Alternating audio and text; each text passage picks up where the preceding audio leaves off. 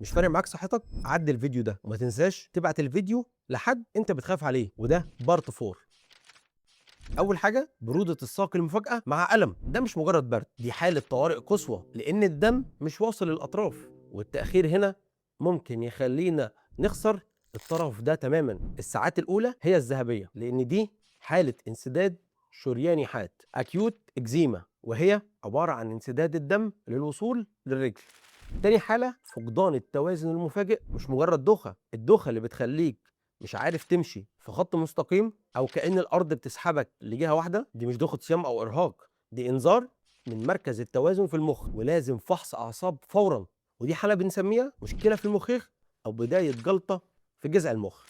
الحالة الثالثة واهم حاله هتواجهك الم البطن اللي بيخليك تتني بطنك بالوضعيه الجنينيه وبيسمع في ظهرك كأن حد ضربك بآلة حاده، ده غالبا التهاب في البنكرياس. بلاش فوار، بلاش مسكن، واطلع على المستشفى فورا. ودي حاله بنسميها التهاب البنكرياس الحاد. خفت على صحتك؟ اتفرج على الاجزاء القديمه واستنى الفيديوهات الجديده. ودي كانت الحكايه اللي محدش بيحكيها. معاكم دكتور محمد جمال.